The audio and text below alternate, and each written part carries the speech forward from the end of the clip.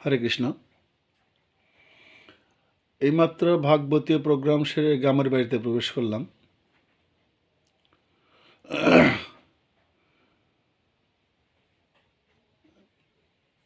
এত রাত্রে ভিডিওটা করার একমাত্র কারণ সেটা হলো আমরা মানবকুল কেমন আছি, কি চিন্তা চেতনা আমাদের কাজ করছে। একটা কবিতা শুনেছিলাম, যেদিন তুমি এসেছিলে ভবে, কেঁদেছিলে তুমি, হেসেছিল সবে, এমন জীবন করিবে গঠন, মরণে হাসিবে তুমি, কাঁদিবে ভুবন। এখন আমরা সেটা কতটুকু করতে পেরেছি, কয়জন, সেটা আমি জানি না। তবে আমার প্রত্যাশা, আশা তো সবাই করে, আমার প্রত্যাশা ধর্ম বর্ণ গোত্র নির্বিশেষে যেন এরকম মানবের দর্শন আমরা লাভ করতে পারি। আমি না করলাম, হয়তো পরবর্তী প্রজন্ম যারা থাকবে তাদের কাছে নিবেদন, তোমরা আমাদের এই সুন্দর সৃষ্টিকে সুন্দর রাখার চেষ্টা করো। হিংসা নিন্দা বর্জিত হয়ে আমরা যেন পরবর্তী প্রজন্মের জন্য সুন্দর কিছু রেখে যেতে পারি। এখানে একটা সমস্যা আছে, সেটা হচ্ছে ধর্মের বেড়াজাল। ধর্ম শব্দের অর্থই তো আমরা বুঝি না। যা সুন্দর, যা সৃষ্টির জন্য কল্যাণকর, তাই ধর্ম। কিন্তু বর্তমান সময় আমরা কি দেখতে পাচ্ছি? বর্তমান সময় আমরা কি দেখতে পাচ্ছি? শিক্ষা ব্যবস্থা কি? বহুমুখী, তাই না? এখন সে বিষয়গুলোকে মাথায় রেখে আমাদের সবারই চিন্তা করতে হবে।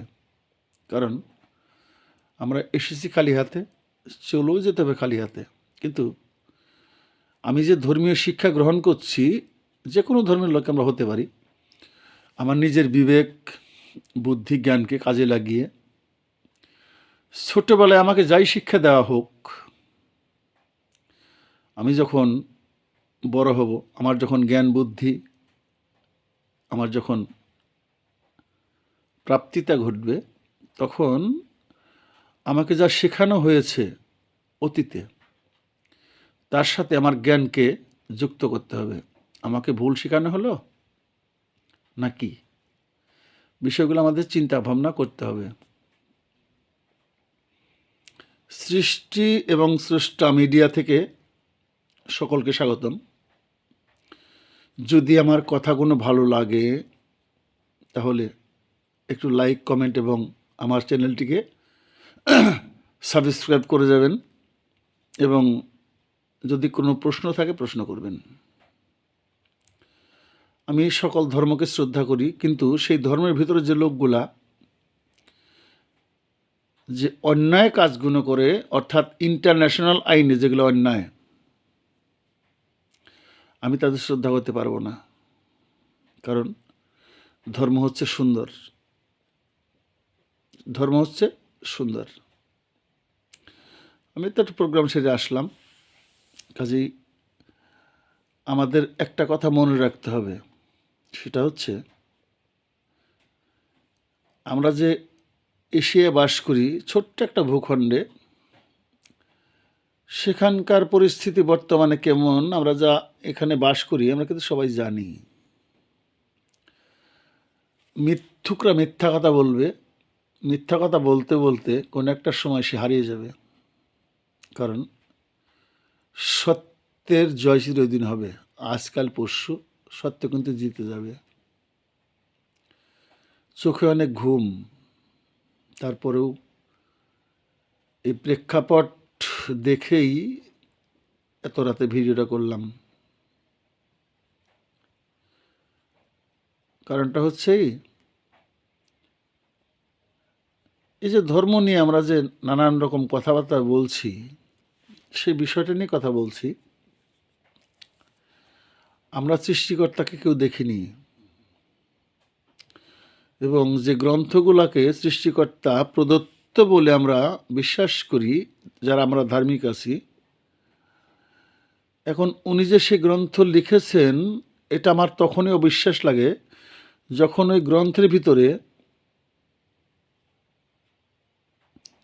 এমন কিছু দেখি যে সেটা দেখলে সৃষ্টিকর্তাকার বিশ্বাস হয় না।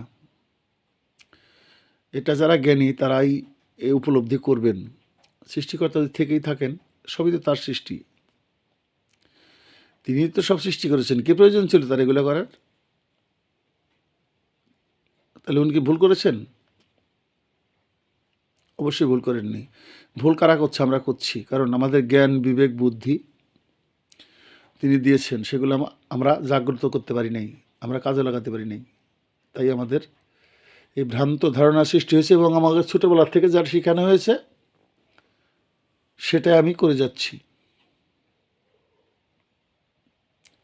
আসুন না, আমরা নিজের জ্ঞান, বিবেক, বুদ্ধি এগুলো কাজে লাগিয়ে একটু নীরবে বসে ভাবি যে আমি যে কাজটা করছি বা আমার ধর্মে যেটা লেখা আছে সেটা কতটুকু যুক্তিসঙ্গত। নিজের কাছে প্রশ্ন করুন, উত্তর পাবেন। যদি সেই পিছনের শিক্ষাটাকে আপনি গ্রহণ করেন তাহলে পাওয়া যাবে না। গ্রহণ করেছি, এখন ছোটোবেলায় গ্রহণ করেছি, কিন্তু আমি যখন বড় হয়েছি, জ্ঞান, বিবেক, বুদ্ধি উদয় হয়েছে, তখন সেটাকে যাচাই বাছাই করতে হবে।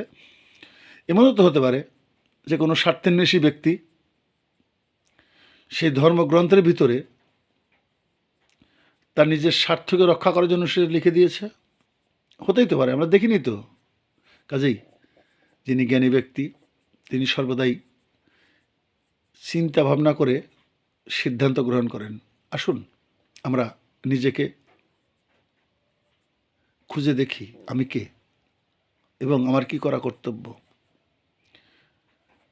আর কথা বলবো না।